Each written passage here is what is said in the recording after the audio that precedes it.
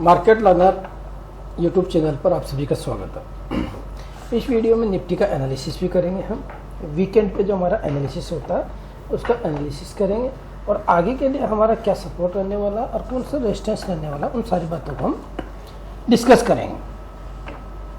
आगे बढ़ने से पहले यदि आप हमारे इस वीडियो को पहली बार देख रहे हैं तो वीडियो को लाइक करें। अगर दोबारा भी देख रहे हैं या पुराने मेंबर्स भी देख रहे हैं तो लाइक और शेयर तो ज़रूर करें। चलिए, तो मार्केट ने आज के दिन जो कितना ऊपर जाकर के क्लोज किया है, निफ्टी हमारा 400 पॉइंट ऊपर का आकर के क्लोज किया है, जो कि फ्राइडे के दिन में एक बहुत से लोगों को सरप्राइज़ किया। क्या हमारे लिए सरप्राइज़ था? तो हमारे लिए तो कोई सरप्राइज़ नहीं था कि मार्केट ने ऐसा क्यों किया। तो रिटेल ट्रेडर के पास में अगर टेक्निकल एनालिसिस है, अपने टेक्निकल एनालिसिस पे बिलीव है, तो उनके लिए कोई सरप्राइज़ नहीं होता। मार्केट तो किसी दिन डाउन साइड के लिए सरप्राइज़ करता है तो किसी दिन अप साइड के लिए सरप्राइज़ करता है। लेकिन इन सब का आंसर कहाँ? इन सब का आंसर तो हमें वेब एनालिसिस से मिल सकता है, जो कि एक टेक्निकल एनालिसिस का टूल है, जिसे हम वेब एनालिसिस के बेसिस पे, प्राइस के इन्फॉर्मेशन के बेसिस पे हम एंटिसिपेशन करते हैं, यानी कि हमारा प्रिडिक्शन करते हैं। चलिए, तो बहुत से लोगों के लिए तो सरप्राइज़ है, लेकिन हमारे लिए और आपके लिए तो सरप्राइज़ नहीं होना चाहिए, क्योंकि आप लोगों को मैंने कब से मैंने आप लोगों को निफ्टी वेव एनालिसिस की वीडियो आपको 15 अगस्त के दिन मैंने मुझे लगा कि मार्केट ऊपर जाएगा, मेरे एनालिसिस के अनुसार मुझे ऊपर के लिए दिखाई दिया, तो मैंने आप लोगों को, वैसे सैटरडे संडे को मैं आप लोगों को एनालिसिस वीडियो प्रोवाइड करता हूँ, लेकिन मुझे लगा कि मार्केट यहाँ से सबको बताना चाहिए, पब्लिक ने बताना चाहिए। अगर मेरा पोजीशन है, मैं लेके गया हूँ, तो किस बिहाइंड द किस लॉजिक से ऊपर साइड के लिए कोई पोजीशन बना के गया हूँ, तो उन सारी बातों को मैं इसमें समझाऊँ। तो क्या देख रहे थे हम? पैटर्न मैंने आपको इस वीडियो में समझा ही दिया है कि इसमें कौन सा पैटर्न देख रहे हैं हम डाउन साइड के लिए, तो उसको तो हम अवॉइड करेंगे। ये मैंने एक्सप्लेन किया हुआ। यहाँ से एक वेव देख रहे थे और अप साइड के लिए यहाँ तक के लिए देख रहे थे। तो इसमें क्या क्या मार्केट ने यहाँ से देखोगे तो एक ट्रेंड लाइन ड्रॉ करोगे और इसके यहाँ पे आकर के हम क्लोज किए हैं। कहाँ पे किया हमने 24,540 की क्लोजिंग दी है, ठीक है। और इस वीडियो में डिटेल में एक्सप्लेन किया हुआ है, और उसके बाद में हमने आपको उसी दिन 15 अगस्त को ही टेलीग्राम ग्रुप पे आप लोगों के साथ में चार्ट शेयर किया था एग्जैक्ट निफ्टी का। एग्जैक्ट निफ्टी में किस तरीके से हम नंबरिंग करके इसमें कौन सा वैलिडेशन लेवल के हिसाब से हमने नंबरिंग करी थी। तो यहाँ से देखोगे तो ये करेक्शन था, और ये करेक्शन के बाद में फर्स्ट इम्पल्स बन गया, और ये ABC करके ये करेक्टिव वेव सेकेंड बना, तो थर्ड लॉन्गेस्ट बनेगा, तो ये C बनेगा या थर्ड वेव बनेगा। इसके लिए भी मैंने आप लोगों के साथ में चार्ट शेयर कर दिया था 15 अगस्त को ही, तो ये देख सकते हो आप। ये हमारा अगर ये बना, ये 2 है, तो देन थर्ड लॉन्गेस्ट बना है, जो कि हमारे कहाँ पे आकर के हम क्लोज किए हैं। एसजी निफ्टी को देखें तो 24,450 के पास में, और हमारा स्पॉट है 540 के पास में, 24,540 की क्लोजिंग हुई है। आप क्या कर सकते हैं? तो ये सब का हमने उस वीडियो में डिस्कस किया था कि हाँ, रिटेल ट्रेडर की अगर कुछ लोग कहेंगे कि 50% मार्केट 50% लोग कहेंगे ऊपर जाएगा और 50% लोग कहेंगे कि मार्केट नीचे जाएगा, तो प्रोबेबिलिटी तो दोनों की, लेकिन 50-50% है ना। तो जो सही हो जाएगा वही कहेगा कि देखो जी मैंने बताया, लेकिन ऐसा नहीं है। अगर आपका टेक्निकल एनालिसिस है, स्ट्रॉन्ग टेक्निकल एनालिसिस है, प्राइस की इन्फॉर्मेशन की अंडरस्टैंडिंग है। हाँ, फ्राइडे एक चीज़ और बता दूँ आपको कि फ्राइडे के दिन अगर आप ज़्यादातर मोस्टली इंडिकेटर्स को देखोगे तो सारे आपको सेल सिग्नल के साइड दे रहे थे। सारे इंडिकेटर आपको सेल सिग्नल दे रहे थे। किसी भी टाइम फ्रेम पे आप देखेंगे तो सारे सिग्नल सेल साइड के ही दे रहे थे। कोई इंडिकेटर ऐसा नहीं था जो आपको एक अपर साइड का इंडिकेट कर रहा हो। लेकिन वेव एनालिसिस जो है वो आपको कॉन्सेप्ट को समझा सकते हैं। चलिए, ये तो हो गया हमारी बात।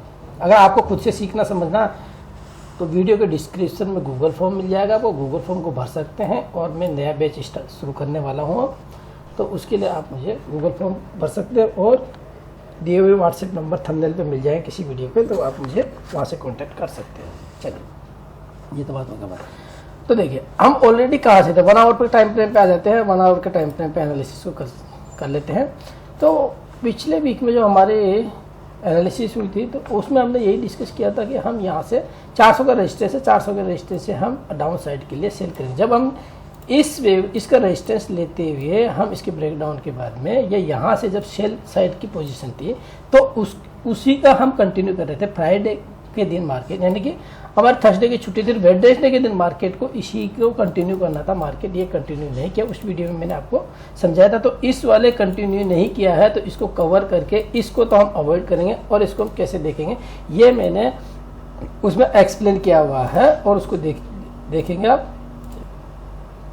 चले तो उसमें एक्सप्लेन किया हुआ, क्यों किया हुआ कि हम इसको क्यों अवॉइड करेंगे, और इससे अपर साइड के लेकर के तो हम इसको देखिए ये लेवल बता दिया था मैंने, ये लेवल निकाल दिया था, पता क्या दिया था 24,400 का, जो कि मैंने उस 24,100 का लेवल सपोर्ट है।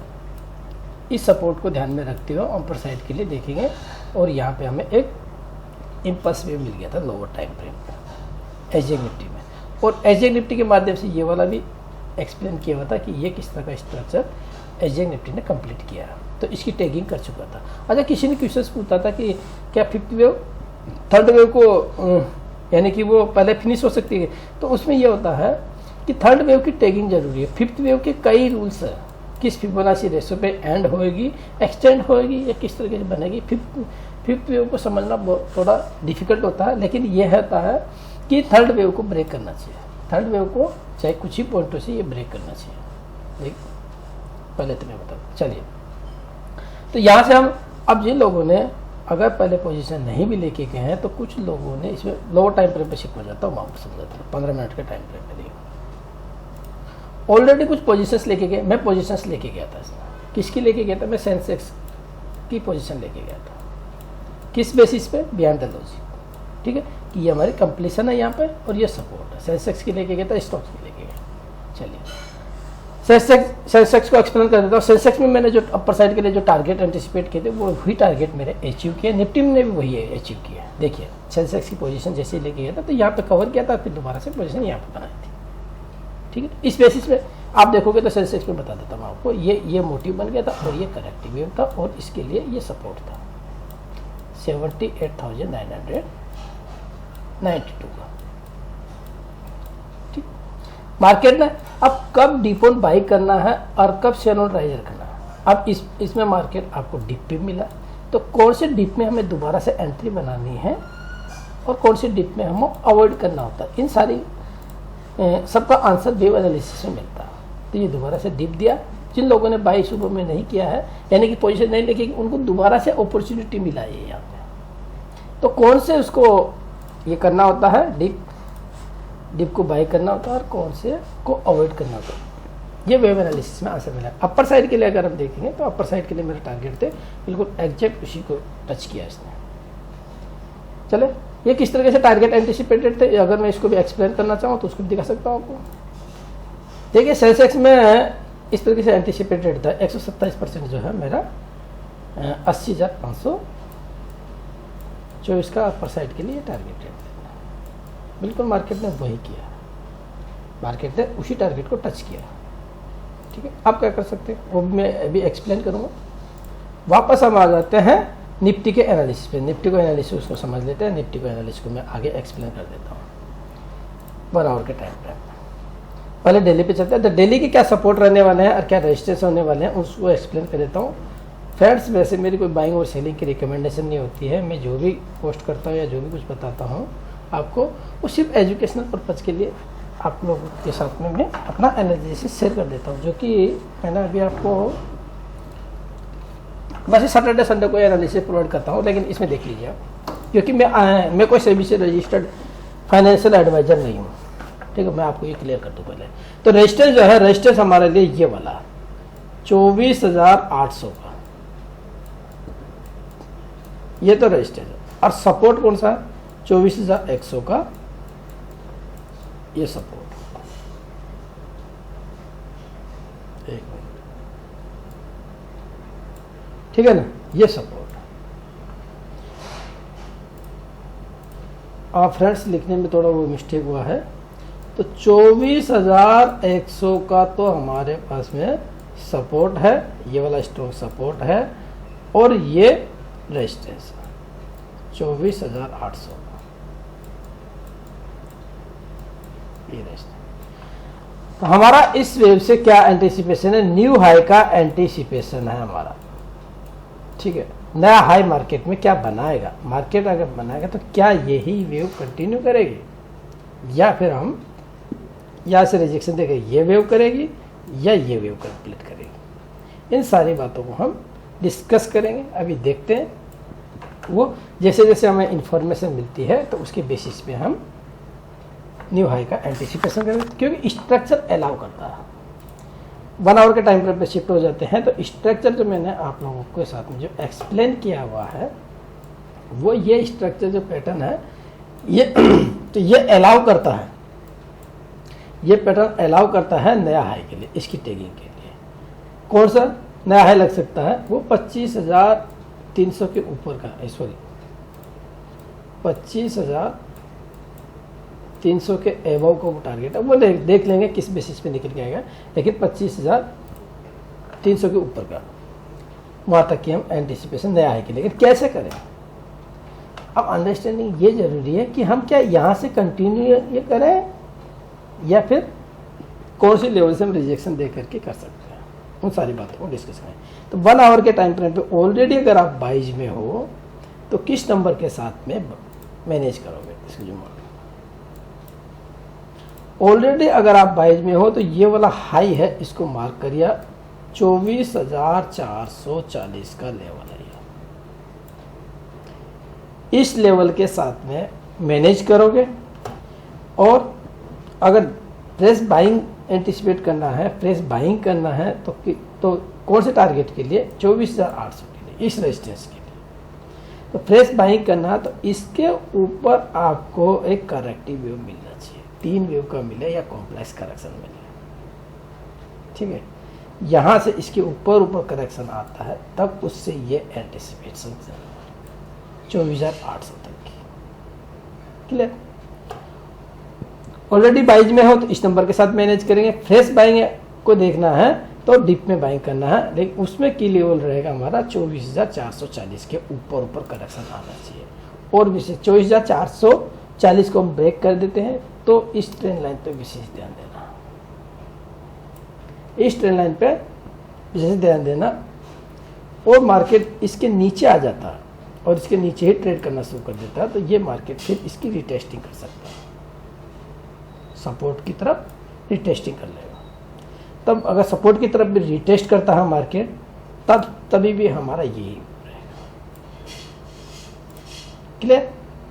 अब इसको हम कैसे देखें? एजे इसको फर्स्ट रखें, इसको सेकंड रखें, थर्ड रखें, या इसको फर्स्ट वाले को ए रखें, उसको भी मैं एक्सप्लेन कर देता हूँ। जो कि मैंने आप लोगों के साथ ये चार्ट जो शेयर किया था, वापस देखिए उसको, चलिए अभी नहीं, वो देख लेना आप ग्रुप में जो शेयर किया था। तो उसमें लेबलिंग कर रखी थी कि यदि हम इसको ए रखते हैं और इसको बी रखते, वीडियो को लास्ट तक देखा, आपको बहुत कुछ क्लियरिटी समझ में आएगा। ए रखते हैं, बी रखते हैं और ये सी है, ये करेक्टिव वेव का सी है, तो इसको कहाँ उससे 24,650 से पहले ये ऐड होनी चाहिए और यहाँ पर रिवर्सल होना चाहिए, तब तो ये ए बी सी, तभी भी इसका करेक्शन ही आएगा। ठीक, तो ये एक विशेष ध्यान देना है। और क्या करना है? अब ब्रेकआउट होता है इसका और 650 के ऊपर ही ट्रेड करता है और 650 के ऊपर ही क्लोज करता है, तभी भी हमारा ये वाला है। क्लियर? नया हाई के लिए हमें किस पे ध्यान दें? विशेष करके ध्यान दें। नया हाई हमारा तभी ये पॉसिबल है। देखो पैटर्न कैसे बन सकता है, यहाँ से 800 का भी रेजिस्टेंस लेते हैं हम, 800 तक जाते हैं, 24,800 तक जाते हैं। 24,800 को के बाद में यहाँ से एक करेक्शन मिलता है, वो किस लेवल तक मिल सकता है वो इसके बेसिस पे हम निकालते हैं, उसका सेलो करेक्शन मिलता है तो पैटर्न हमारा ये इस तरह का बन जाता है। यहाँ पे दोबारा स्टॉप करता हूँ, 800 तक के लिए हमारा पैटर्न ये इस तरीके से बन जाता और यहाँ पे करेक्शन मिलता, देन तभी भी हमारा इस वेव से नया एंटिसिपेशन रहेगा। तो इसको हम कुछ पीसेज में हम इसको ट्रेड करना पसंद करेंगे। डायरेक्टली यहाँ से नया हाई करनी है, क्योंकि ये वीकली बेसिस पे ये आपका स्ट्रॉन्ग रेजिस्टेंस है। जब तक वीकली बेसिस पे इसके ऊपर क्लोज नहीं होता तब तक यहाँ से एक रिजेक्शन मिलेगा और यहाँ से रिजेक्शन जो मिलेगा और वो करेक्शन के बाद में हमें ये जो रिजेक्शन होगा वो करेक्टिव वेव ही रहने वाला है, क्योंकि इस वेव पे हमारा मोटिव वेव यहाँ पे स्टैंड कर रहा है। आप यहाँ पे रख सकते हो या फिर इस पे मोटी पर ध्यान रख सकते हो। तभी भी हमारा इस शेलो करेक्शन आता, तभी भी नया हाई का एंटिसिपेशन रहेगा। लेकिन कुछ फिशेज मिलेंगे। अभी आने वाले वीक के लिए तो 2 ही लेवल पे ध्यान रखेंगे, सपोर्ट या तो रिटेस्ट हो सकता है, यही है, ये रेंज है, बहुत बड़ी रेंज है। ठीक है, 400 पॉइंट अभी ऊपर है, 400 पॉइंट नीचे है, बीच में क्लोज है। और इंट्राडे के लिए ये वाला नंबर आ गया आपके पास में, तो इसी वेव से इस लेवल को होल्ड रखते हैं तो यही वाली वेव कंटिन्यू कर जाएगी आपकी। ठीक है फ्रेंड्स, तो वीडियो को ज़्यादा से ज़्यादा शेयर करें और आपको खुद से सीखना समझना है और आपका सेल्फ डिसीजन लेना है कि मार्केट में हम क्या सर्वाइव कर सकते हैं, किस तरह का डिसीजन ले सकते हैं। अगर हम सपोज करिए आप ऑलरेडी सेल में हो, यहाँ से सेल में हो, तो क्या मुझे इस सेल्स को कंटिन्यू रखना है? मोस्टली रिटेल ट्रेडर्स के लिए क्या होता है, मैं आपको बताता हूँ, 15 मिनट या 5 मिनट पे चलता हूँ, तो यहाँ पे देखेंगे तो यहाँ पे ऐसा भी होता है, ये फ्लैग पैटर्न बन गया, इसका ब्रेकडाउन होगा, ये ऐसा होगा, लेकिन इसका ब्रेकडाउन तो हुआ नहीं, लेकिन पैटर्न को यहाँ से भी समझोगे आप, ये जो कि मैंने उस वीडियो में आपको एक्सप्लेन किया हुआ। तो यहाँ से हम ऑलरेडी यही देखेंगे, इसकी टैगिंग देखेंगे, है? उसी लॉजिक पे। तो प्रोबेबिलिटी किसकी चांस होगी? हमारे प्रोबेबिलिटी हमारी ज़्यादा चांसेज होगी। कितनी होगी? हम तो इसमें 90% ही उम्मीद करते हैं, लेकिन अप टू 99% तक इसमें एक्यूरेसी आती है, 99%। लेकिन उसको हम नहीं कह रहे, मैं तो इसको 90% ही बोलता हूँ, लेकिन आती है 99%। वेव एनालिसिस, वेव एनालिसिस क्या एक कोर कॉन्सेप्ट है जिसपे कि हर कोई ट्रेडर्स ने ध्यान देता है। क्या देखता है? रिटेल ट्रेडर ढूंढता है कि मुझे कोई ऐसी स्ट्रेटजी मिल जाए जो मुझे ये पता लग जाए कि मैं उसे 500 रुपये लगाऊं और 5000 मेरे बन जाए ऑप्शन बाई करके, या 5000 लगाऊं और मुझे 1 लाख मिल जाए। और ऐसे ही थंबनेल बनाते हैं लोग कि अगर आपने 5000 रुपये लगाए होते तो आपके 1 लाख रुपये हो गए होते, लेकिन ये हो गए होते, ऐसे बोलते हैं। ऐसा तो नहीं ना कि पहले बता सकते हैं। ऐसे ही अट्रैक्टिव थंबनेल्स मिलेंगे आपको, यूट्यूब पे मिलेंगे, बहुत सी जगह मिलेंगे। मैं कोई वैसे जो है यूट्यूब पर मैं क्या बताऊँ, मैं कोई टिप प्रोवाइडर नहीं हूँ वैसे, आपको ये क्लियर कर दूँ। क्योंकि मैं जो ग्रुप पे भी देता हूँ, टेलीग्राम ग्रुप पे मैं चार्ट ही शेयर करता हूँ, वो भी एजुकेशनल पर्पज़ से। जो एजुकेशनल पर्पज़ के लिए मैं आप लोगों के लिए अपना एनालिसिस जो सैटरडे संडे को शेयर कर ही देता हूँ, मेरा क्या व्यू होता है। ठीक है, अच्छा चलिए, ये तो होगी अपनी एनालिसिस पार्ट वाली वीडियो। तो विशेष ध्यान रखें किस नंबर के साथ में मैनेज करेंगे। ऑलरेडी वो 22 में हो तो 24,440 के नंबर के साथ में मैनेज करेंगे 800 तक के टारगेट के लिए, और फ्रेश बाइंग करना है। अगेन एक्सप्लेन कर देता हूँ, इसके ऊपर कोई करेक्शन आता तभी भी हम ये देखेंगे। ठीक है फ्रेंड्स, लाइक और शेयर जरूर करें, बाकी लोगों तक पहुँचाएं इस जानकारी को, अपने तक ही सीमित न रखें, बाकी लोग भी इस चैनल से जुड़ सकें, समझ सकें। मिलते हैं अगले फ्रेश लर्निंग वीडियो के साथ में, तब तक के लिए जय हिंद, जय भारत।